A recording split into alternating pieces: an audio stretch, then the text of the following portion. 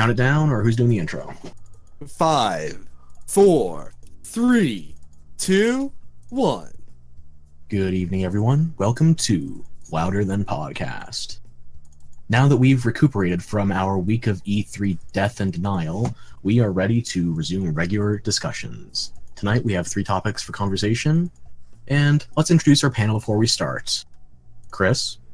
Yo. Taylor. Hello. Eric. What's up? I'm playing some Mario Kart, boys. And Ferox the Interrupted. Now, let's get started on our first Forever topic. interrupted. Anybody have any preference where we start this off? Let's start off with Smash. Reasonable starting point, considering that's where we left off on E3. So, Yep. You, Chris, want to take it away? Yeah. So, do you want to talk about our history of Smash? Because we all know it's like the most popular fight. It's like an easy fight game, but also really popular amongst people. Oh man, you ready to hear me make a lot of enemies on the internet? We already know your stance on this, I think. Smash is not a fighting game. Oh, fights! In my opinion, it is a competitive action game, but I don't really see it as a fighting game. And there's similarities. I mean, I'm not saying this to be a dick. I don't think there's anything wrong with people enjoying Smash competitively. I would enjoy Smash competitively if Melee wasn't a shit show. Again, you're free to enjoy it. Melee? Melee's terrible, dude. Like, it has the worst. Really? It has the worst conveyance of any supposedly professional fighting competitive game I've ever fucking seen in my life. Okay, so that quote's going in the obituary tomorrow. Yeah, yeah. No, that's fine. I mean, Smash is a great series. It's a great series with great ideas. Hey, take a bunch of fucking characters that everyone loves, put them in a room together, and fight. And make them beat the crap out of each other. Right, it's a winning idea, and I really like it. But I'll tell the fucking story I always tell. So, I'm a Third Strike fanatic. I think it's one of the best fighting games ever fucking created, and oh my god, but the parrying makes it not fun. No, the parrying makes it better. I've actually never heard Third Strike. Oh man, it's a good game. It's a very good game. Enlighten me. So it's the third Street Fighter game's umpteenth expansion, basically. It's the Super Turbo of Street Fighter 3. And okay, I've been playing Street Fighter since I got the Genesis version of Champion Edition for 2. And now, granted, I was not good at fighting games as a child. That is important to this story, actually. And by no means am I a professional competitor now, but I'm competent. And as a kid, I bought Third Strike for my Dreamcast because, at that point, pretty much a lifelong Street Fighter fan. So I bought it, and I started playing it kind of like I would be playing if it were, Street Fighter 2, right? And I'm realizing there's things that are new here that I'm, totally missing. Where I'm seeing things like parrying. It's happening obviously enough in the game, and the game is calling out tech bonus, so it's a thing. And there's flashing, and it's very obvious when you parry something. I have a meter now, which, by the way, don't forget, I skipped, I didn't really play a lot of Super Street Fighter. I played it, but I didn't really get the whole, super bar. So, there's this huge bar at the bottom of the screen now that has numbers that, okay, you can store things. That's interesting. Then you move on to the fact that there's things you could do with that bar. Oh, that's a special move I saw earlier, but why did he flash yellow this time? That's a thing I don't know how to do. It shows you things, and you go, okay, that's clearly a mechanic I need to learn if I want to be good at this game. I didn't think that, sophisticated when I was 11, but I was okay, I don't know how to do any of that. I'm bad at this game. And, that was it. Melee, I grew up playing that game religiously, and, I played against a bunch of, people. Granted, a lot of them were in my age range, but still. I played people from different friend groups, and, you know, I was always one of the better players. So you think, okay, well, I guess I'm decent at this game. And then you find out later on that, like, oh, no, you've been playing completely wrong. You're not doing this kind of, you know, mechanic with your moving. You're not doing this to skip frames and this and this and this. Everything that goes into being a good Melee player, in my opinion, is, like, never conveyed to the player. What do you mean? Like, give me an example. Fuck. I always forget the name of the mechanics because, like, I barely, you know. But, like wave dashing and all the really high level stuff. Dude, I've played against, you know, I've played against Melee players who, like, play competitively. I can't even get a life off on them. And really? Yeah. No, absolutely. And, like, for me to have played this game for over, like, a decade and still, like, be technically playing it wrong, completely wrong, shows that the game was not, in my opinion, designed as well.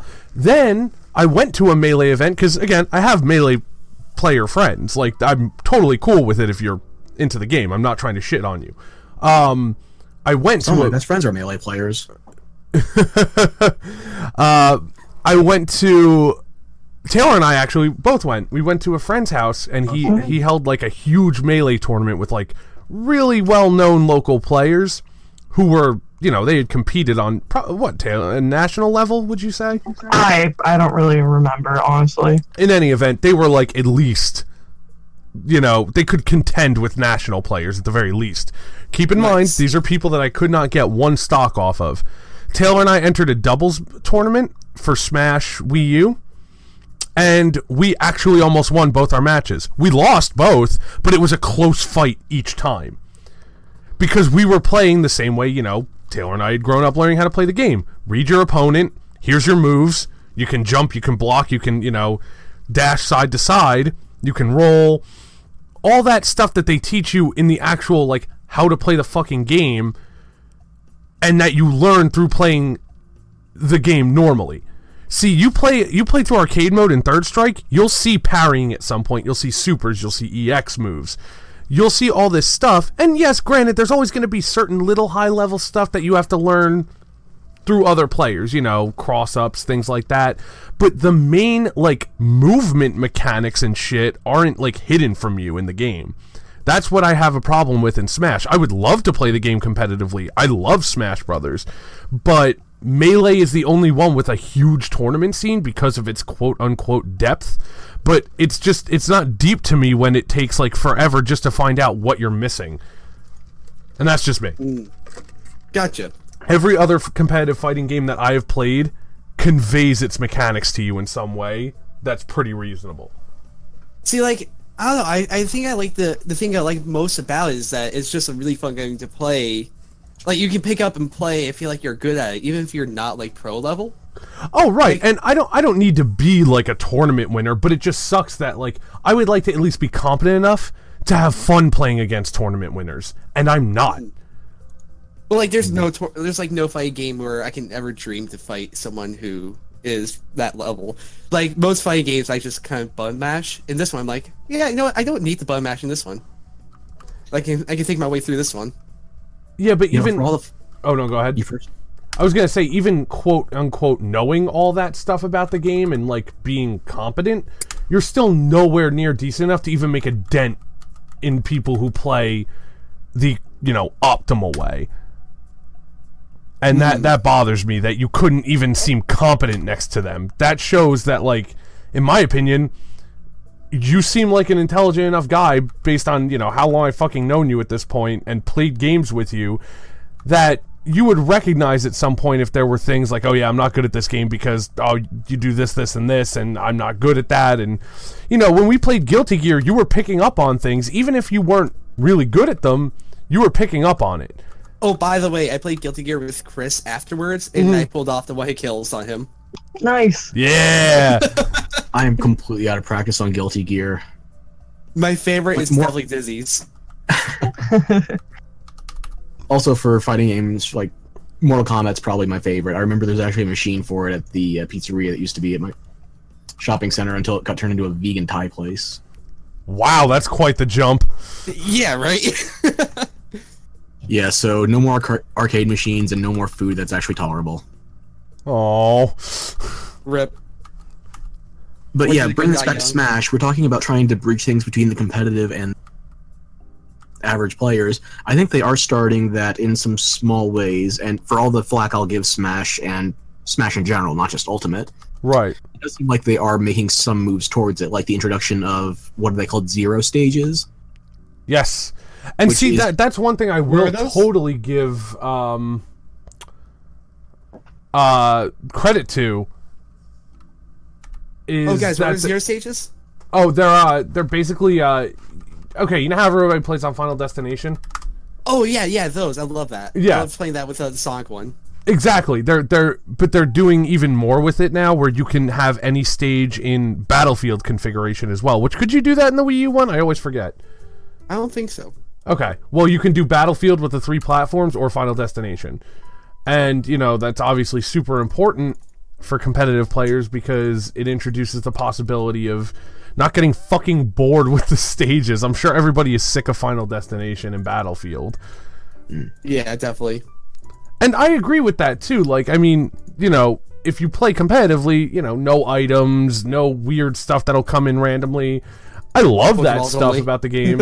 Yeah, I love that stuff about the game, but it's kind of a buzzkill when you're just trying to see who's the better Smash player. I think, like, between friends who are not, like, crazy good, it's, like, a top-tier fighting game. But if you're against people who, like, love fighting games or are really into that culture, it's definitely not a game you would turn to. Right. And let me clarify. I think the whether it's a fighting game or not thing is more played for fun on my end. Like, I don't actually care. A competitive game is a competitive game. And, you know, it shares so many fucking similarities with fighting games that I'm not gonna really shit on anybody for calling it a fighting game. But in my opinion, I think it falls just a little short of the designation. But again, who the fuck cares?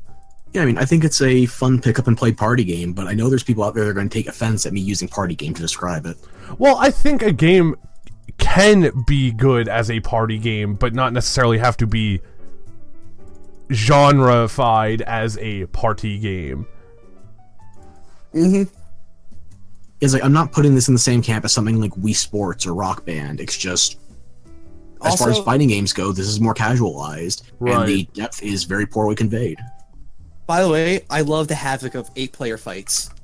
Oh yeah, no, it's super fun. Well, and that's the thing, like, the game felt good to me, even as an adult, you know, as I grew up and knew more about competitive fighting games and stuff. The game felt solid as just, you know, finely tuned. When two people are really good at this game, you know, screw the melee mechanics. Smash 4 played out a lot like I had expected high-level Smash to play out. You know what I mean? Like I said, it's not a lot of hidden mechanics. It's just know your moves, know your opponent's character, read them, and, you know, try and get the hits in. And you can, you know, shield. You can do rolls and stuff. You can do the air dodges. That stuff is very well conveyed, and it was varied enough that it didn't feel like, oh man, this game is missing something. It could, you know, use more depth. It's like that sort of je ne sais quoi. Yeah, it felt fine. And I like that they, you know, I do think that Nintendo was very ignorant to their competitive scene, and I don't think that's right. And Sakurai Nintendo- always busts his ass and does a great job, so I hope he really starts thinking now with Nintendo supporting the competitive scene, how can we make this balanced and competitive while also keeping it, like, from getting too alienating but also too simplified. Also, Nintendo has so much brand clout, even for like all the stuff we're giving this game as just not being a top tier competitor in the fighting genre. Right. They have the brand clout to bring things like minor audio tweaks for costumes as a feature for the next version of Smash, and they actually have the balls to label a reskin of a character as an Echo fighter. Yeah. I give him a lot of credit for that. Have you guys ever heard Sakurai's statement on Echo characters, even before they were called Echo? No. So a lot of people were giving him grief and saying like, "Oh, so you won't put a new character in, but you'll put a fucking you'll put like Dark Pit in." And he basically said, "Look, we totally understand why you're upset, but you have to look at it this way. We designed a character and said, oh, this character is really cool. We really like how they're designed. Hey, what if they played a little bit like this instead, though? We came up with two equally good ideas for how this character could play out, so we made both. It didn't take away from the character roster, because even if we didn't put someone like Dark Pit in, it wouldn't have been a new character. It would have been nothing. So we're only giving you more content, more choices. And it's things that came to us naturally. We didn't say, oh, we need 5 more characters. Fuck it, let's just clone 5. They literally said, like, oh, like, Pit would be cool as, you know, if you tweaked his moves a little bit and he played a little differently. Fuck it, do it. It'll only take us a couple days to do it. But designing a new character from the ground up would take them weeks, months. They don't have that kind of time. So you either got a clone character for some neat little choice, or it would have been nothing anyway. So, you know, hey guys, we're trying to do this for the benefit of the game, not for laziness. Yeah, and they do have it in their own coverage of the event where the Echo characters aren't counted as a separate number. They're an asterisk on top of the pre-existing number. So Right. it's not like they're trying to inflate the roster. And Exactly. I love this when it was early on before they announced Ridley. It's like they had 64 characters exactly. It's taking me back to the N64 days. And then a giant pirate pterodactyl swoops in. And ruins everybody's fun. By the way, can I say how happy I'm really here? It was like the character rumored since Melee. Oh yeah, Yeah. and it was funny because people were like live posting during E3 and they were saying like, oh, you fucking Ridley fans gotta give it up. There's no way. Like, it's fucking stupid giant dinosaur. Duh, give up. And then like someone else is like, you know, lol, Daisy made it in, but not Ridley. And then like after everything, He gets Oh, an intro boy. straight out of Aliens. yeah, My son shows up. yeah. I thought that was By so the way, that fucking was hilarious. a brutal intro. He just like shows up and murders the hell out of everyone. Yeah, Ridley doesn't fuck around. Wait, isn't No, Ridley he female? doesn't. Is it? Pretty sure. Yeah, I think Ridley's female. Yes, Queen Slay. Well, Yeah. which works even better I'm with not the going to alien enforce our- comparison. I'm not going to enforce our gender roles on a galactic pirate pterodactyl. Right. Yes. But Slay, Queen Slay. Tumblr's already flying over Waluigi's exclusion again. I don't want to get them started with Ridley. Rah! Oh no, apparently, well, according to the Metroid wiki, male. Excuse me, let me take out my wiki. Huh, male. Anyway, Male's here. but yeah, I love playing Smash. I really do, and I hope they continue in the direction they were going with Smash 4, where it felt just like a refined version of the main mechanics they teach you. You know, Brawl had some stupid stuff. I get why people were upset with Brawl. Tripping was dumb. I know that you have items, you have stage mechanics. That's what can make it a party game if you want. Tripping to keep it, quote, fair, No. that's not fair. That's annoying. Give us items then and let somebody like get a Pokeball that does the work for them. That's fine, because you can turn that off. And tripping would even be kind of fun if it were a toggleable option, because you could be like, ha, you tripped, that sucks. It's just, you know, played for laughs. But when you have Like no the- control over that, It's like when you play with like invisibility or low gravity or high gravity. right, you're just doing it for shits and giggles, you know. But I know it bothers me that like consistently the competitive Smash community is like, yeah, it's cool, but it's not Melee, and I'm like, why are you so married to these really ridiculous? Dude, I play some fighting games with some really stupid inputs, like combo inputs and stuff like that, but I don't know, they always felt like they had a flow. Smash, I feel like I'm fighting the controller the whole time when I try to learn high-level Melee, and it's not for me. It's just not. And that's fine, but it just bothers me that, like, there's no competitive scene for the newer Smashes because everyone would just rather fucking play Melee. See, I didn't know it was just a Melee scene. I thought people just went for the new game. Nah. And I'm going to say it. People are not going to like it. I'm going to say it, though. If it weren't for Project M, Smash would not be getting as much PR as it still does. Yeah. And I have more respect for that because what's Brawl, it was a mod that turned Brawl basically back into Melee. It tweaked the game engine and the mechanics to like more closely resemble the physics, the mechanics of Melee, the movement, what have you. And I respect that a little more because, again, competitively, Brawl didn't really have a leg to stand on, mostly because of tripping. So, you know, that was a little different. But Smash 4 was really sound, in my opinion. I don't know. Yeah, I can agree with that. I mean, I have my Wii U sitting right next to me, so... Yeah. By the way, I'm just hyped with, like, Pichu coming back. Pichu's coming back, right? Yeah. Well, everybody is. Every character.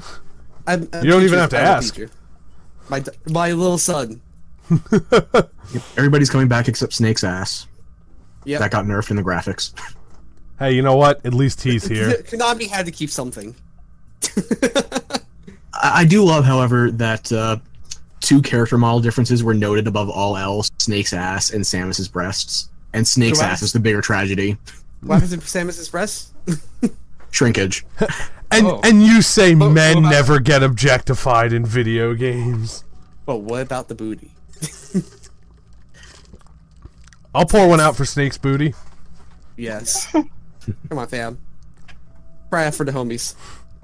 Okay, so any closing thoughts on Smash? I mean, this is our final thing for E3, so...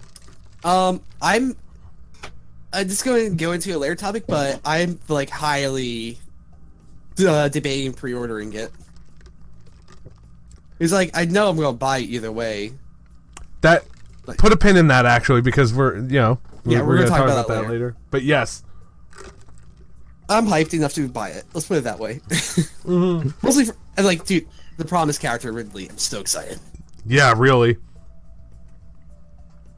But yeah, okay. So what is the next topic? We can do either the legal discussion or the pre-orders next. Wait, what was the other one? Sorry. Legal discussions or the pre-orders? Oh yeah, let's do the legal ones. I'm really curious about this because I started to look into it, then got distracted. You know how it goes. And we have 3 quick cases we can jump through, depending on which ones you want to fixate on more. The first one would be the PUBG case getting dropped. That's fun. Oh, it got dropped? Indeed. It was never going to go anywhere anyway. Oh, it was just a dude. PR backlash waiting to happen. Absolutely. But I'm just kind of surprised. It's like they try to claim ownership of a frying pan in an online competitive shooter as part of their brand identity. And meanwhile, Team Fortress 2 has been doing that for how many years? Do you guys hear that? It's the sound of a shovel hitting dirt, possibly digging a grave. I thought it was just their servers going under again. The sounds are very similar. They both sound like death.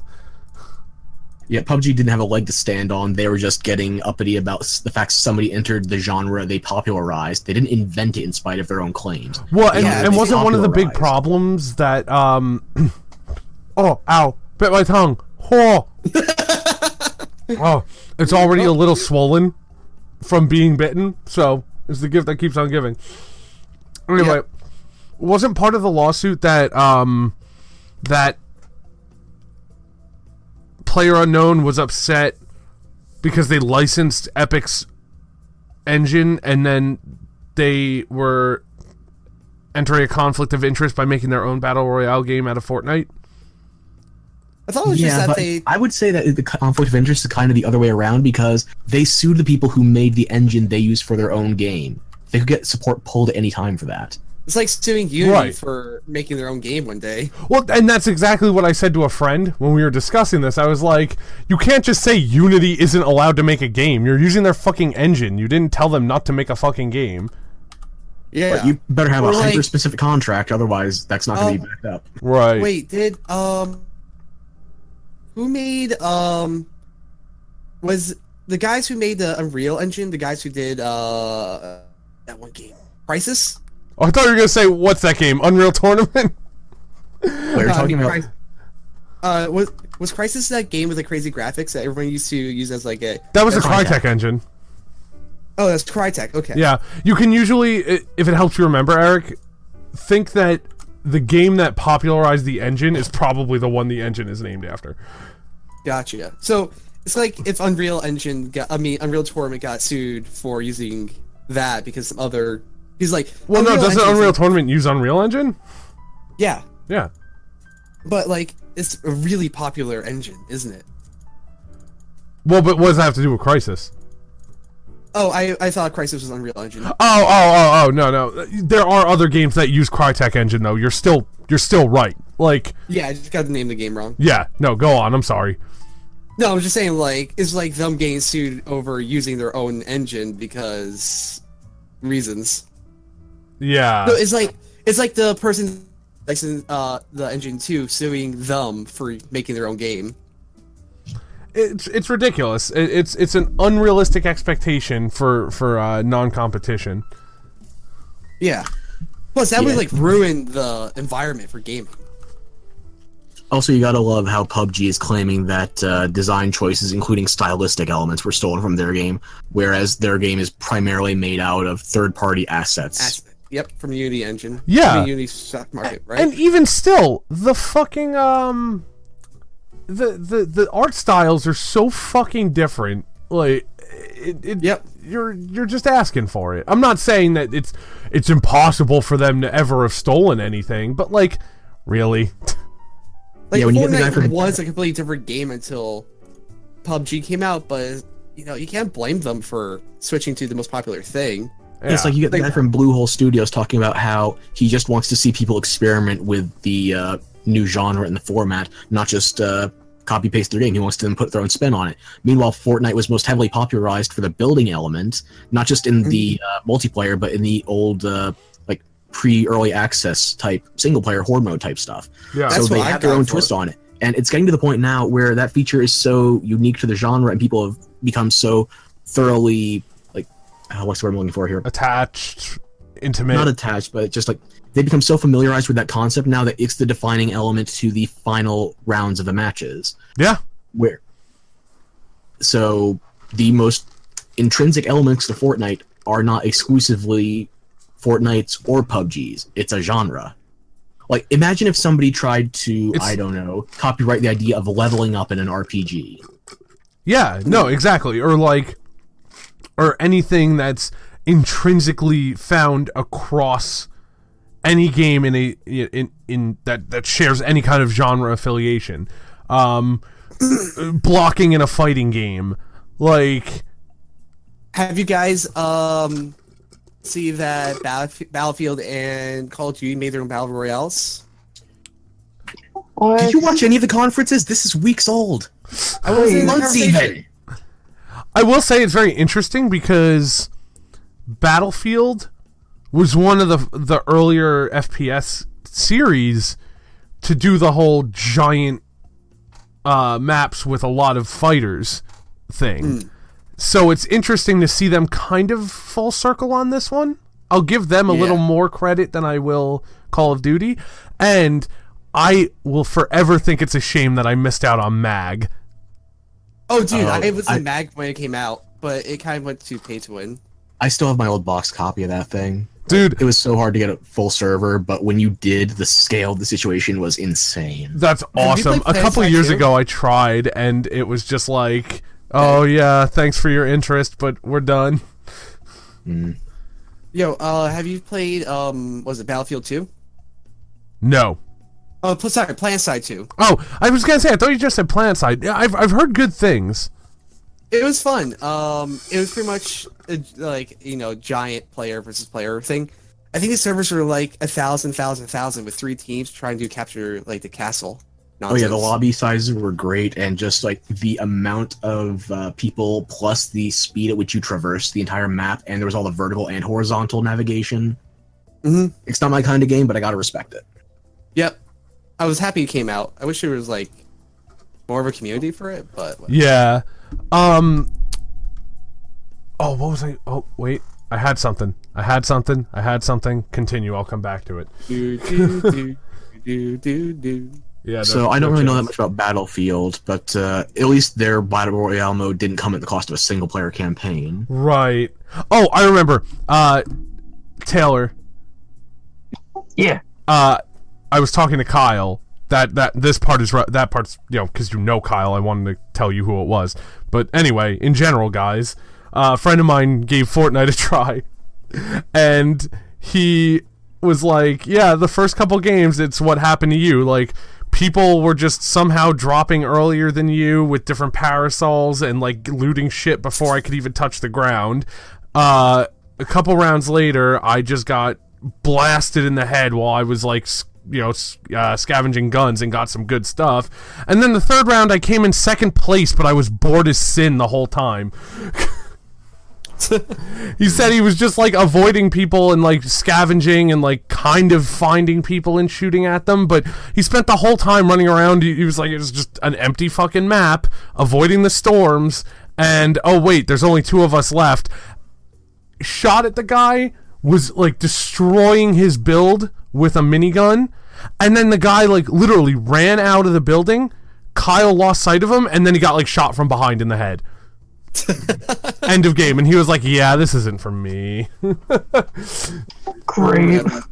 I love hearing people's experiences with this game. It's so unique. Again, if people enjoy it, like it's not a I don't even think it's marketed in any sort of notably predatory fashion. It's just really divisive. It's either a game for you or not. Yep. Yeah, and the Like, we all know, fanaticism around it is insane. I mean, there's already ASMR and porn of it. Wait, I didn't even what? know you could do that, but I did not where know there's that was a thing. where there's intellectual property, there's Rule 34. So Yep. True. There's one at Walmart. Wait, The what? store at Walmart. Oh. Rule 34 at Walmart, fucking their yeah. employees' wages doesn't count. Yeah, fair.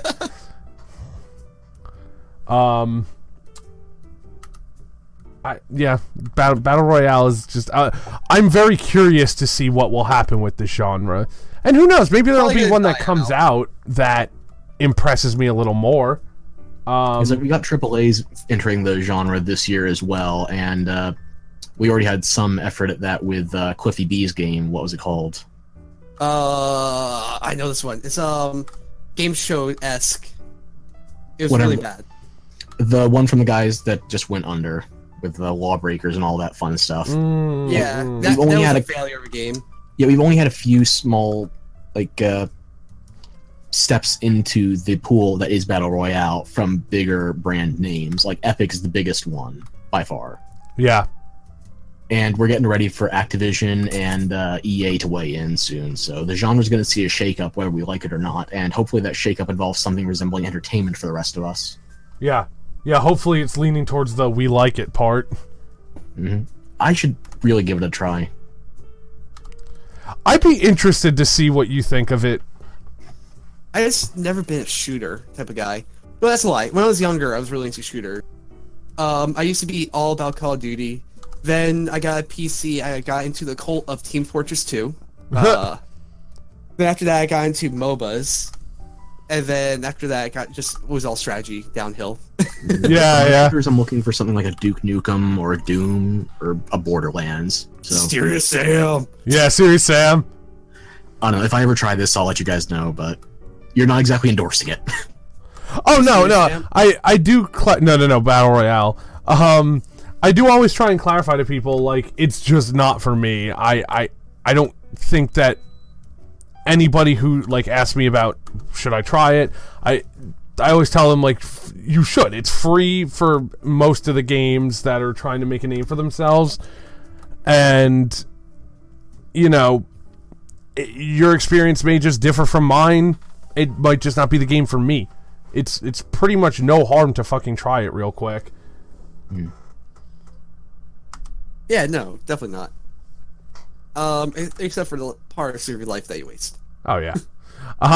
So what are the details with the lawsuit really getting thrown out though? Like honestly getting thrown out. What did the judge or the court say? Eric, you were the one who brought it up. Do you know? Oh, I don't. I didn't get a chance to see that part. I just knew that they threw out the case. This is like you want to talk about E3 without watching the conference. Oh, Eric.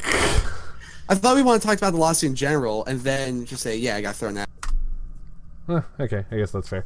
But Okay, so there were 2 other legal matters. I'm not sure if we can stretch them out that long, though. Warner Brothers getting sued by Bethesda's parent company right now. Oh, wait. Save that one for last. I lost my mind over that. It was hysterical. Okay. We only have one other legal thing to discuss then, and that is the Supreme Court officiating or approving of the Disney acquisition of Fox. Which we've been talking about that for a couple months, but it's only official now that the deal's gone through. Yeah, shit's gonna get really interesting. I've been watching. Have the Infinity Gauntlet in real life. Well, the thing is, think about what Fox runs. They run some pretty raunchy, adult entertainment. I don't mean adult as in pornographic, obviously, but like, Family Guy ain't for kids. The Simpsons, debatably not family friendly. Apparently, they also own like The Predator. Like, well, see, here's the thing. I was talking about this last night, and I'm wondering how this is all going to play out, because I would assume that Disney doesn't really want anything to do with the news. That goes against their whole escapism, family-friendly fantasy stuff. So Fox News is probably its own entity that has, because I remember it being described. They own everything but Fox News. Okay, I remember it being described as them buying most of Fox. Yes, so everything but the news section. The news and possibly some of the film, because I think they're holding on to some of the rights for film properties. Are they? I think. I will happily, concede if I'm wrong about that. But Family Guy, The Simpsons, Family Guy will get canceled for like what, the fucking 5th time now. I've been watching Lucifer, which is, by the way, a very good show. And we got to the end of the 3rd season last night, and Kyle and I looked at each other and were like, wait a minute. Are they coming back? We looked it up. Season 4, and surprise, surprise. I'll give you guys one guess. Okay. Who wants to guess? Yep. Never mind.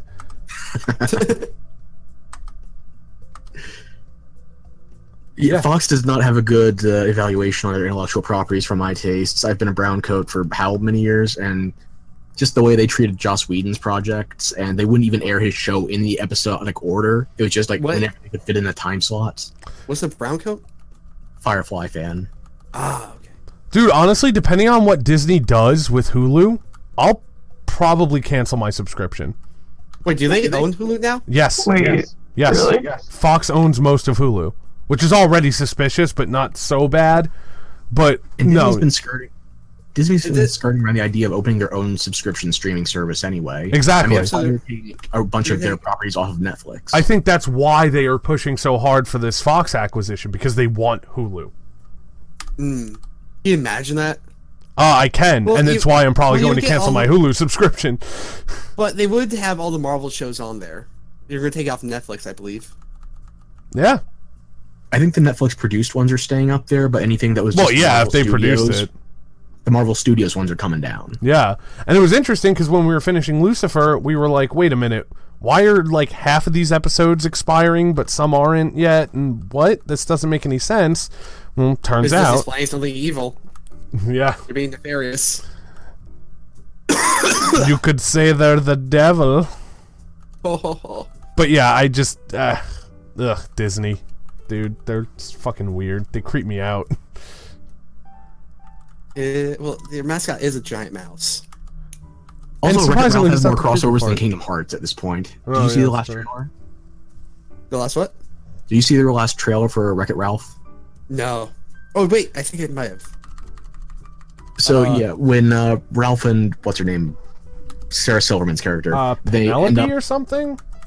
Penelope von Schwitz or something, yeah. And when they end up in Disneyland or the Disney website, whatever it's called, they end up seeing Marvel Studios and Star Wars Lucasfilm. So if Kingdom Hearts won't, I guess Wreck-It Ralph will. I don't know, man. I'm just sick of getting the fucking House of Mouse's New World Order shoved in my face all the time. Let's make everything funny. Future anthropologists will look back on this, unearth the ruins of the great Disney empire, and forever be puzzled by the mouse-worshipping cult that is the American film industry. Yeah. So on to less rodent-based news. You saved the best for last, apparently. Oh yeah. Oh boy. Westworld, eh? Oh yeah.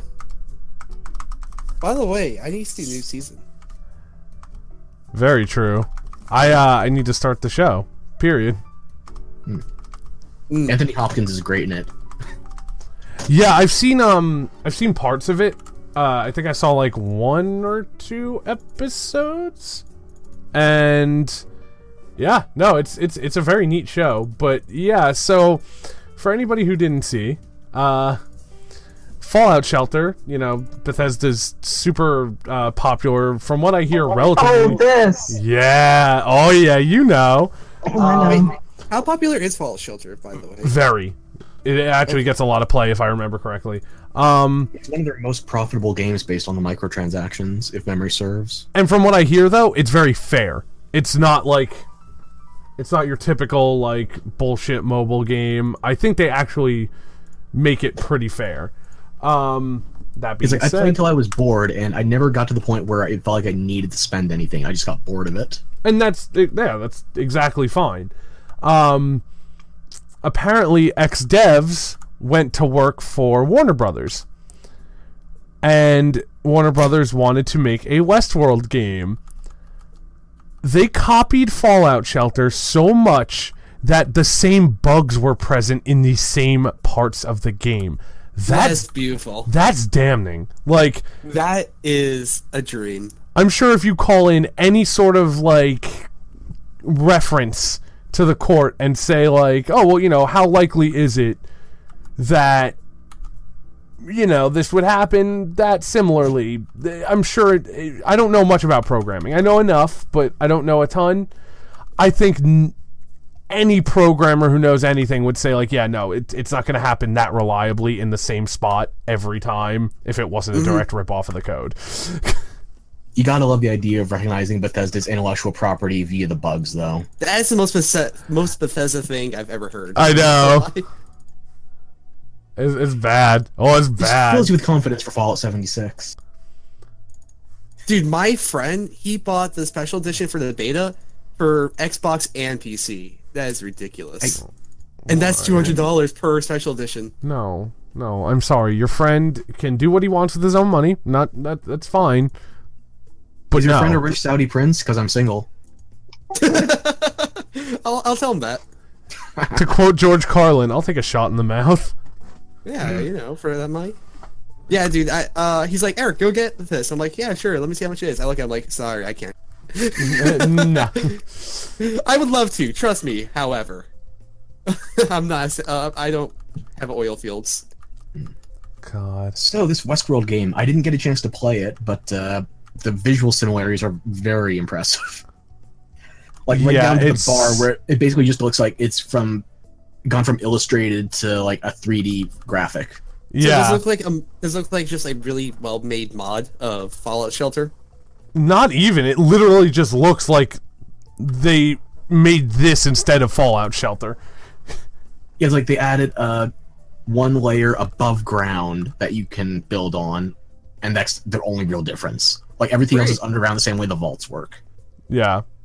Do you think this game's gonna go off the App Store, or what do you think is the fate of this thing?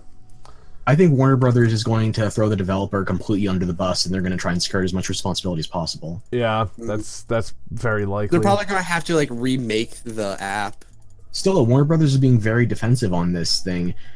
They're reiterating the point that the developer has assured them, not proven, assured them that there was no duplication of copyright exclusive code. So everything is on the dev right now. So what you're saying is, somewhere, right now, a team is scrambling to rewrite this code before the court hearing. If it Yeah, hasn't they- already been seized. Yeah, there's an Animaniacs hit team after them right now if they don't find a way to defend themselves. Yeah. Yakko, Wacko, and Laser Sight Dot. Oh. Her little jewelry hair tie is just re-equipped to fire long-range tranquilizer darts. Mm-hmm. Yeah, they dropped the veiled innuendo from their cartoon, and now they're just out for blood. Gritty reboot incoming. Hey man, this economy's hurting everybody. We got to make money somehow, right? Oh, it's like when what was that interview? It was somebody from Nintendo, and they were doing it was a promo for Metroid Prime, and the interviewer was asking about, will Samus ever get to actually do any bounty hunting in one of these games? We get to like take on a quest system hunting down NPCs or monsters, Right? And the Nintendo rep kept saying, "No, why would we do that?" And they had to explain what a bounty hunter was to them. Really? Yeah, it's like what? the way they tried to explain it. It's been a while since I saw it or read it, but they basically thought bounty hunter was basically just a space explorer. I love it. Boba Fett! Oh, Nintendo. You're so innocent sometimes. I don't know if innocent is the right word for that. That's not You're innocent naive. so much as English. Konami. Oh, so I know I missed the Nintendo section for this show, but I'm very excited for what's it called? I'm very excited for the new Metroid Prime. There's nothing in it this year. I know, just the idea that is coming out Right. is like, I played all of them. Chris, I don't didn't know if beat this will the- make you feel any better. Oh, no, sorry, go on. I didn't beat the third one, but because the Wii controls are kind of garbage. But I love the series. They have some of my favorite aliens. Yeah, their alien design is really interesting. Chris, I don't know if this will make you feel any better, but remember how you were upset that they didn't show certain things at E3 for the Nintendo conference? Mm-hmm. Reggie came out and basically said, like, hey, like, we're not trying to tease anybody. It's just that we wanted to show stuff that is actually coming out in a reasonable time frame. So they only teased it even further away? Technically, yeah. Well, they revealed that they're working on it, but they said they don't want to keep people, like, guessing when it's going to come out. We would rather just say, hey, this is a thing we're working on. You It's know, like, if I'm gonna give Bethesda shit for the title cards for Starfield and Elder Scrolls 6, I have to give Nintendo shit retroactively for what they did. Because I was hoping for more information at a bare minimum when they were teasing it. yeah, I And guess. make I us think I would more- rather... look, in a hierarchy, my favorite is don't say shit until you're done. I think that's kind of the best way to go about it. Unless you want feedback. But, if you're just going to make the game, tease it, release it, don't say anything until you're pretty much ready. Then, beyond that, I think it's better to just, say something, say, hey, we're interested in working on this, we're going to look into it, we're going to make it probably, and then don't say anything until you have something to show. And my least favorite is the approach of, like, here's every little step of what we're doing. Oh, just kidding, things are getting pushed back. Yeah, it can't always be Skullgirls, but this is reminding me of, unfortunately, a Rockstar statement from a few years back, where GTA 5 had just launched their online functionality, and their customer support was getting so overwhelmed, their social media put out a statement like, we'll get it done when it's done, we're not EA, we're working on it. Oh shit. Oh.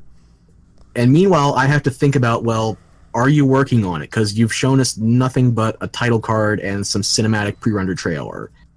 And it's just making me less and less confident in these intellectual properties and their owners. Well, to be fair, it does take a long time to make some of these games. I mean, yeah. It does. Then at least don't leave us wanting. I mean, Yeah, I'm more with Chris on this one. they teased it too early and now they're sorry. I mean, I get it. They had other stuff to show and they had a short program. But they could give us something like, I don't know, a dev team update. A general estimate, is it coming out before 2030? I don't know. In 2030? Joking. It'll never come out until then. Until 2040. I mean, with The Last Guardian, Duke Nukem Forever, Final Fantasy 15, I mean, these things eventually come out, but a little bit of a reassurance would not be remiss. That's fair. I've So- had the ultimate shame in Mario Kart just now. I hit myself with my own green shell. Oh my god, moving on. The ultimate shame. Okay, so we're done poking fun at Bethesda and Warner Brothers, and I guess that brings us to our final topic. Chris, you're the one who brought this up, so get us going. Yeah, I don't know. What do you guys normally have as your metrics for whether or not you're going to pre-order? Like, how do you guys pre-order games? If it's the digital copy, I don't pre-order. Mm-hmm. If it's Cole and Nintendo, I'm probably gonna pre-order because I don't trust Nintendo to give me enough supplies. For myself, the only times I really pre-order now are when there's a physical collector's edition involved, because those are limited supply. And I don't really care about the digital content, so just physical collector's edition. If it's a box copy game, full price at launch, then I'm not going to pre-order. I'm just going to wait till the reviews come out. And if it's digital, never. Like, I don't even buy digital games full price anymore. Same here. Like, the game I just pre-ordered was the new Pokemon game with the Pokeball. Because I really want that Pokemon. It's the only way to get Mew in the remake, so. Yep. You're just gonna be a mod. You're just gonna be like the new version of Game Shark or something like that. Yeah, people will figure out how to clone it for the Switch. I mean, there's already this big market for it on 3DS and the GTS. Hey, right. Do you ever feel sad that kids nowadays don't know what Game Shark is? I guess. I don't know, because like I think that digs up a potential can of worms as to what like I don't know. I think there's not really as much of a need for Game Shark anymore, which you could interpret as like a really sad thing. Mm-hmm. Yeah, cheat codes went the way of the dodo with the dawn of trophies, achievements, awardments, whatever you want to call them. I don't really think that that's the big problem, because look at Retro City Rampage. I'm pretty sure it has an extensive cheat mode. Actually, yeah, the game Genie is in it. And it has an extensive cheat mode that disables achievements if you activate any of them. So it's doable. People just don't care. Do you think the modern day Game Shark is just a console? Like, I don't know, if we use Capcom as an example, I think the modern day cheat code is a credit card.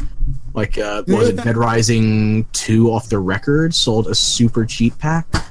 Yeah. Like, the cheat codes in that game were $5. It can't always be Saints Row or it's just games that actually have some built-in functionality. Like, so rare nowadays. It is sad, because it was always fun when you did, like... I remember the most fun I have had in the Grand Theft Auto game was for... I think it was Vice City, because I knew all the cheat codes, so I made, like, flying tanks appear. Right. Infinite ammo with rocket launchers in the pizza shop.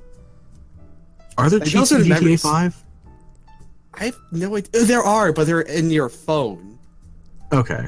I think you can activate them that way. Rockstar is a pretty good company. I love them. Like, they seem pretty trustworthy. Yeah, Rockstar's been pretty great, dude. Beg to disagree, but that's a whole other topic. Well, no, why? Why? They stopped putting out things that I liked. I mean, ever since GTA Online took off with GTA 5, they've had so much put into their microtransaction market. The online economy is completely pay to win, and the single player gets no love anymore. I mean, how many years was it between GTA 5 and Red Dead 2? It's been okay. I'm looking at it more as words I can't think about. I look at it more as they supported GTA 5 a lot. They put a lot of fucking content into that game to begin with, for how long it lasted a lot of people. And I don't know a ton about the online, but I know a couple people who play it, and they say that it's a lot of fun. There's a lot of stuff to do, and they don't really feel stupid expensive though. It's like we're talking like $20-$50 per some vehicles. Oh, see, the people I know don't put money into it, so. And then there's all this stuff where the new expansions are always more financially intensive than the last one. Like, in order to organize a heist crew, you need all these extra resources. You need a hideout. You need a getaway vehicle. You need multiple forms of transportation. You need disguises. You need extra types of weapons and ammunition, parachutes, and bulletproof vests. You name it. Okay, that's pretty fucking dumb. It's for a free online add-on to the game. It's stupid expensive.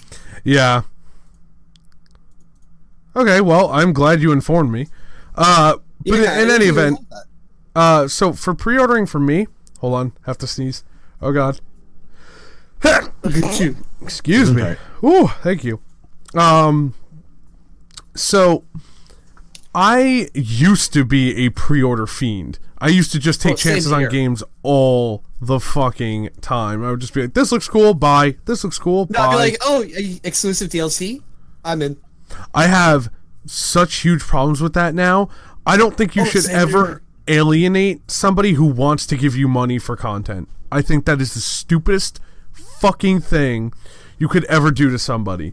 That being said, I think it's pretty cool to,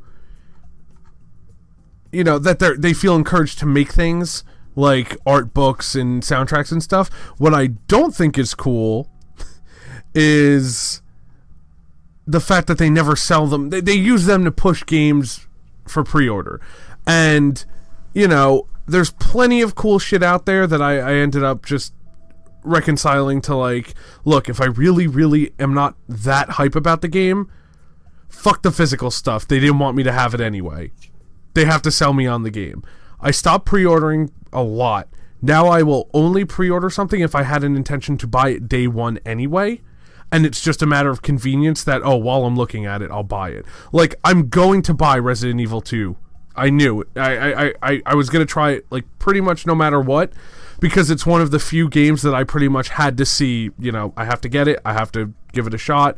So I pre-ordered it the other day. It's not coming out for, like, 5 months. Or no, 7 months. I can't count. Taylor and I pre-ordered it. I pre-ordered, you know... Oh, God, I can't even think. That's how, like, few games I really, really try and pre-order.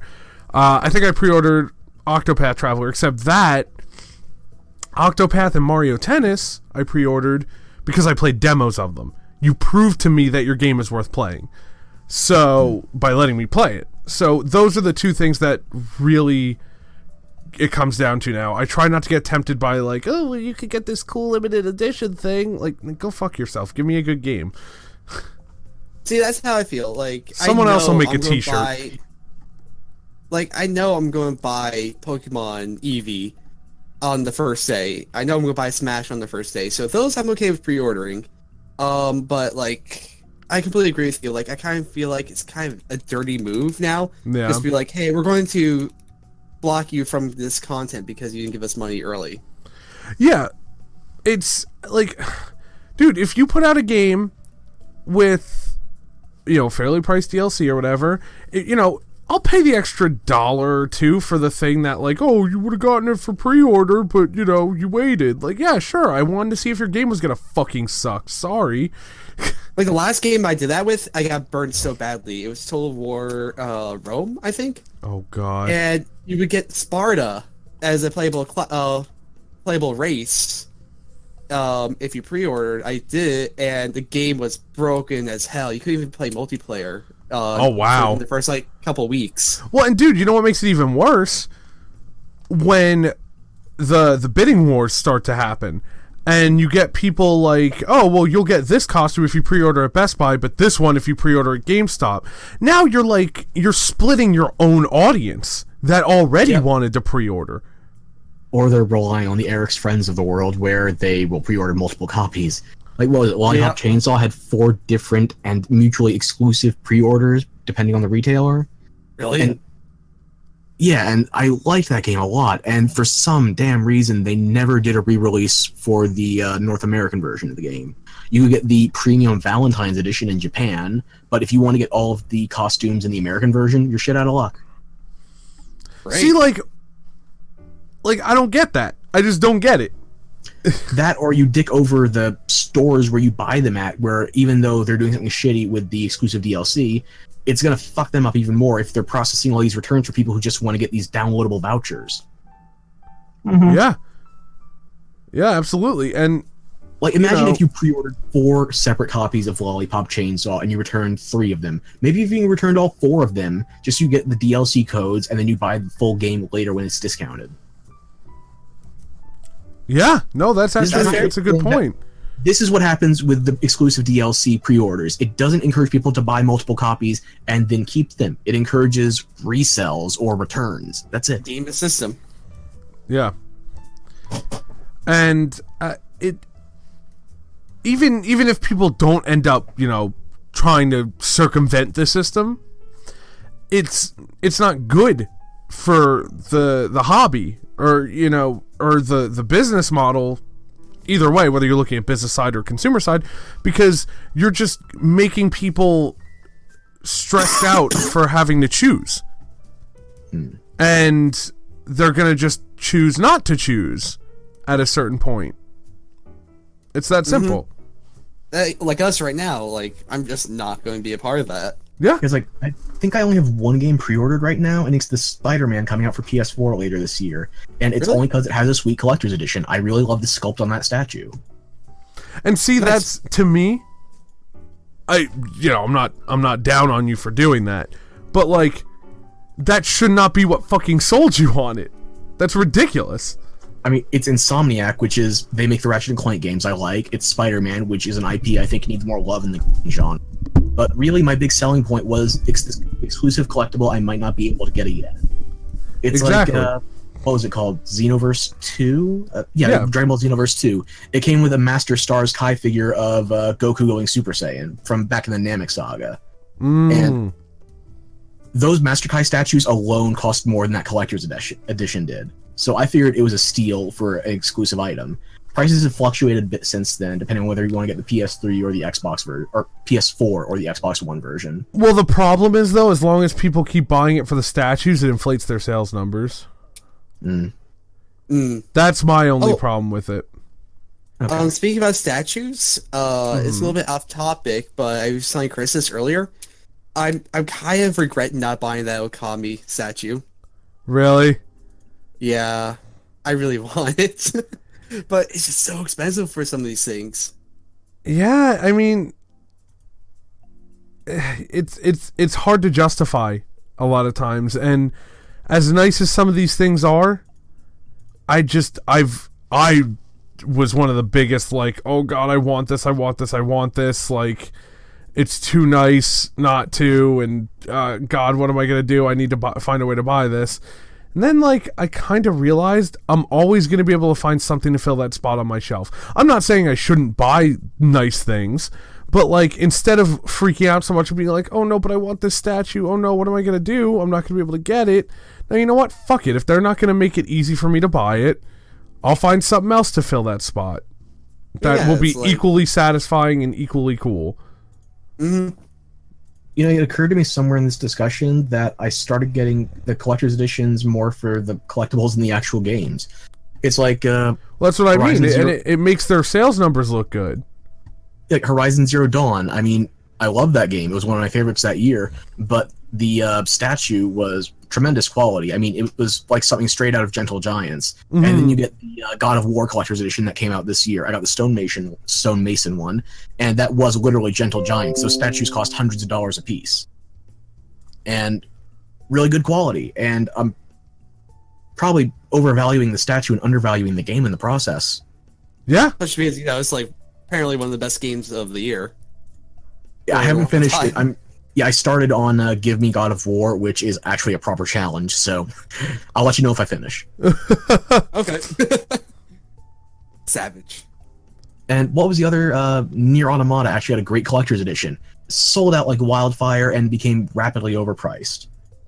But I have it. Right. And while I may not go back to the game anytime soon for, strangely enough, actually story-based reasons, which is... It's not a negative story-based reason, it's a positive one, but that's a whole other topic. But I might not go back to that game, but I still have a lot of trinkets to remember it by. The art book, the figurine, the soundtrack, you name it. Right, it's more that encompasses your experience with the game and its world and stuff like that. But and I think a lot of... collectors... No, go ahead. I like collector's editions that take you back to the experience and feel like they fit, along with making it also feel like it's worth the value of the abnormally high price tag on collector's editions nowadays, versus something like Battlefield 1, where it came with like a bullet shell keychain. It's like, okay, you would not have had this during World War One. What does this do? Oh, well, you can use it as a capsule for your messenger pigeon, and there's a cheat code in there. It's like, what are you going on about? Yeah, I honestly, like, I've thought about this so much because games are the thing that I spend my most time, my most money on, like, hands down. So, like, this is something that it's been a big issue for me, and honestly, whether it's stuff like a statue that's really fucking tempting, or a or downloadable content that's priced oddly, and it's predatory in the way that they're trying to make money off you. Like, I kind of yearn for the time when it literally would be just, hey, you pay for this game, you get everything in it, and then if we want to give you more stuff to pay for, we have to release at least an updated version of the game with everything in it. Meanwhile, I am a big fan of the DOA games. Taylor almost spit in surprise when I told her there were there was I think it was $1,200 worth of costumes. Yep. There are at least 8 season passes, and each of them is $90. Yeah. Oh, okay. Yeah. That's insane. And on top of that, the season passes don't even give you everything. Yeah. If you buy all the individual downloadable content on the Steam store for DOA 5, minus what it costs to buy the game, because you download it for free, and then you could buy, like, the quote full game with all the fighters for a fair price. It's like $40. That's fine. Buying everything else is between $1,000 and $1,200. It sounds like Euro Truck Simulator. Yeah, welcome to Train Simulator territory with that much DLC. Right. And it's like, either give me content that it costs a fucking fair price. You can't charge for every single little thing you put into the game. If you charge for every asset, a game would cost $1,200 from the fucking start. Yeah, and then there's this thing with DOA 5 where they started making the costumes, you pay to have them inserted in the unlocks of the game, so you still have to unlock them after you buy them. Yeah. And for a fighting game, that's preposterous. Mm-hmm. And also, DOA 6 is apparently trying to tone down some of the series' more lurid design styles to try and bring back the Western audience, because there was still a whole kerfuffle over DOA X3. Yeah. Which, if that's their own decision, basically a lot of American I'll just say, like, the political correctness culture representatives were basically saying, oh, well, this is like this is pretty unacceptable that you guys are marketing tits and ass to America's adults. Even I could see if they were upset about the youth, but they got upset about literally everything. And then they basically said, we're not going to back down, like, okay, this is how we make our games, guys, whatever. But now they're saying, okay, guys, we're going to focus on the fighting instead of the boobies. And it's like, that's fine if that's your choice. Like, yeah, I get it. Like, I play the games for the fucking fighting, but... Did they make jiggle physics? Yes. Well, make them, I don't know, but they always did include them. Like, but that's like a core feature. Right, but I mean, I'm not so married to the representative of boobs in the series that, like, I really give a shit. I just, hope they're not getting unduly pressured, because it's their fucking game. I don't care. Like I said, Snake has a fucking booty. It doesn't bother me. I'm not saying, oh, well, he makes me feel less good about my own butt. Snake doesn't skip leg day. I know, I do. Consistently. I skip workout day. If you don't skip leg day, you can get booties like that. It's not a statement on, like, political correctness in general. It's just, I think art is kind of a safe haven from the woes of the world. Yeah, art used to be a safe haven for this sort of creative expression. Now it's becoming a safe space. And you can pull your punches with it if you want, but I won't. I was already macking on for not getting their Waldo Wee Wee up Smash Ultimate's ass and Wrigley's gender identity. So when they get these kind of delusions about pandering to the American audience that doesn't even consume games just because they're so outspoken on social media, I think it's a bad decision. I don't know if I'll get the game. I honestly don't play that much DOA 5 or any DOA lately. It's a competent hand-to-hand fighter, whereas most of these types of games are more weapon-based. I like that. But I'm not seeing much reason to go back, especially once they had the DLC overload. Yeah, the DLC overload is really what bothered me. It's like they had all these tie-in events with stuff like Senran Kagura, Attack on Titan, you name it, like Virtua Fighter. Yeah. And you can't enjoy any of it unless you have a fucking, like, 7-figure bank account. And those crossovers aren't even in the season passes. It's like $20-$30 for those events. Yeah, I don't get who the content It's made for. is really made for. Like, I sincerely don't. Because... Horny Japanese incels. But even they can't afford it, I'm sure. Somebody had to be buying it. I mean, they had 9 season passes before they announced DOA 6. 9 season passes. I don't know, man. I have a hard time believing literally anybody can afford it. And there is something I've never touched on whenever we discuss this. I'm sure you can make the argument, well, Chris, you don't have to buy every single costume in the game. And I get that to an extent, but I like having everything the game has to offer. That's part of the experience for me. And, you know, if you put like 50 new costumes in the game and charge me $10, that's not terrible. You went through the effort to sit down and design them. Yeah, sure. But when you sit there and tell me like it's like multiple dollars a costume, no one can fucking afford that. It's like the costumes for DOA 5 are priced to the point where it'd be equal or greater than what you'd expect for a new character. It's just Yes.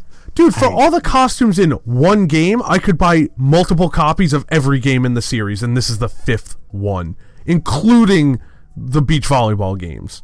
I'm not even joking with you right now. I actually had a bet with a friend of mine when I was rebuilding my original Xbox library that I could get every DOA game except DOA 5 for less than the price of one DOA 5 season pass. And I did. It's ridiculous. Nice. I do not know who it's for. And, again, I'm somebody who makes, like, time and effort and budget to spend on this shit. I spend a lot of money on video game shit. And even I don't get who can afford this.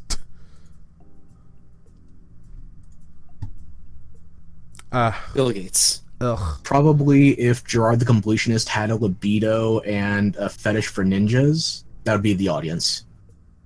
Ha! That's valid. Indeed. So, is there anything else we want to talk about? Unless you have any closing remarks on pre-orders, because I think most of my problems with pre-orders are the same things with buying games on launch, really. It's not a feature-complete or guaranteed-to-work product, and you're not giving me any worthwhile incentive for opting in early. Oh, dude, that's the most. It not being a full game on release is like a huge thing that kind of pisses me off.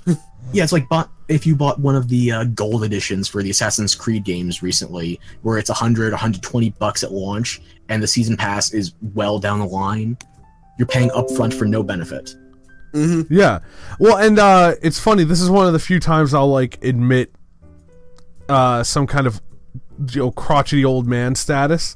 I honestly think that the reason I was so used to, the whole idea of, oh, well, I'll just pre-order if I have interest in the game, is because when my parents and I used to go to the store and pre-order games together,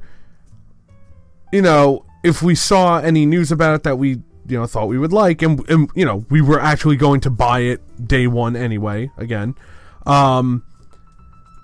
it made more sense for us to pre-order it because physical copies were actually, at risk of running out of stock, and That's the game was going to be the game. Like, you know, it wasn't, oh, well, if we get a copy, it's still not feature complete. Like, no, it was the game was the game was the game. And it doesn't make a difference if we buy it now or in 3 weeks. We don't have anybody to tell us if it's going to be good or not. Journalism was, you know, if a magazine wasn't going to cover it, we weren't really going to know. And now that we live in a predominantly digital marketplace, it's not only equivalent to buy it later, it's often superior in terms of patches, updates, and discounts. Mm-hmm. Literally, like we were saying before, like, it's because you're afraid of the game running out. Yeah. That's the reason why I bought the new Pokemon game, pre-ordered a new Pokemon game. And, like, to be honest, I trust Game Freak to release a full-fledged game. Oh, well, and that plays into it. My friend and It's I the were only reason discussing to how pre-order anymore. we're going to be totally happy to pre-order Cyberpunk because CD Projekt Red has proven enough times that they know what they're doing, that we can trust their promises and what little material we've seen of the game, that we're not scared of pre-ordering it. And even if it ends up not working out, we pre-order so few games now where it's not really a big fucking deal. A drop in the bucket. Yeah. You know, it's not like, oh man, we got to stop doing this. We do it all the time. It's whatever. And I say save your time, just be patient, and also save your money in the process. Like, unless it's a very finite physical good that comes with it, like even just a boxed copy, that could be worth pre-ordering. But other than that, Oh no, that's what I mean. Like, I was so excited for Resident Evil. I made sure I locked in my pre-order for the digital deluxe edition, which again, more fair. You get like 6 costumes and 3 weapon skins for an extra like $10, and I think they give you wallpapers and shit. You know, I'll pay my $70. I'm that excited for this game. But like every other game that comes out, I'm just like, oh hey, I'll just set a reminder on my phone and be like, today's the day, let's go see. But yeah, no, like you said, like box copies, I pre-ordered Octopath Traveler, I pre-ordered Mario Tennis because I wanted the carts. And I didn't want to deal with whether or not I'd be able to get it. And you know what? Amazon gave me a break for pre-ordering, which I did complain to them about. They took away the gaming discount unless you're pre-ordering. But still, you know, I might as well take advantage of what I do fucking pay for with Prime and what I do get. I got both of them for, you know, $48 each instead of $60 for pre-ordering, and I still only did it because they're games I was going to buy day one. So I might as well get the discount for something I was going to purchase anyway. At that point, it's just a financially sound decision. So I got a question. Would you rather go to like GameStop to pre-order or go to Amazon? Fuck GameStop. I worked for GameStop. Fuck GameStop. I used to have friends that worked at GameStop. They were the only reason I went to the store. Everything else, like online. I also don't like supporting the idea anymore of, you know, again, like brick and mortar wars. I love brick and mortar stores, but like pre-order here, pre-order here, pre-order here. No, Amazon's just like, hey man, you shop with us. We're going to give you discounts. Brief aside, it's probably going to have to be another topic for another day, but 2 bits of GameStop news. Oh? 1, they're looking for a buyer. Really? Hard. Yeah. Which is very reassuring. But the other one is actually that Marvel is looking to move to several locations looking to move product in several locations so GameStop starts selling more comics. Oh, that's cool. So as if they're not already overloaded. It's fucking not cool though. Like, so they're already overloaded on merch. Now they're adding a literature section, and they don't even know if they can afford their own stores anymore because they're trying to look for somebody to buy the company. So I got a question for you. Do they own Think Geek? no, I think Partners, they're Geek not owns ownership. them. Oh, okay, never mind. Okay. I They're could be partners? mistaken. It's been a while since I've looked at that. Okay. Well, okay, no, I'm excited for this. We're talking about this next time for sure. So yeah, I'm sorry. That was just a brief aside. Was there anything else on pre-orders? No, I mean, No, I I'm was gonna say, pretty the much funny done. part- Go I ahead. went to GameStop to buy my Legend of Zelda Breath of the Wild, just because it was gonna be faster. Mm-hmm. And he's like, "Oh, you want pre-order?" Oh, I didn't know you could do that yet. How you get with Pokeball? Cool. He's like, "Okay, I'll be back to pre-order that." Went home, got on Amazon. Oh, that's mean. I at least tell them straight up, like, hey man, I'm sorry. I just like I don't really the thing pre-order is, things. I anymore. wasn't sure of it. Like, I was like, I'm gonna think about it. Oh, like, okay, you know yeah. Like, I was gonna buy it at that point, but when I got home, I was like, know what? I think I do want to get it because it took me a while to like actually think if I wanted to pre-order it or if I wanted the controller. Aw. So I went home and was like, yeah, I'm just gonna not go back and go to Amazon. Wah, wah, wah, wah. Let me just grab my top hat, and in the immortal words of our dearly departed Snarkmeister Total Biscuit, our house does not pre-order. TV. Oh, now I'm sad. I couldn't let you be happy. That's fair. Bastard. So I think that is it for this cast. Yeah? It's been a good one. I had fun. I had a lot of fun. We had some laughs. We cried, you know. Mostly I at hope the you end. all of enjoyed, this. and you're going to be getting a couple of nice surprises in the coming days. So keep your eyes on Louder Than Podcast. And Yeah. by the time this comes out, it will be Christmas. So check your stockings. No, they left me in Don't listen to Eric. All right. Good night, everybody. Good night, bye.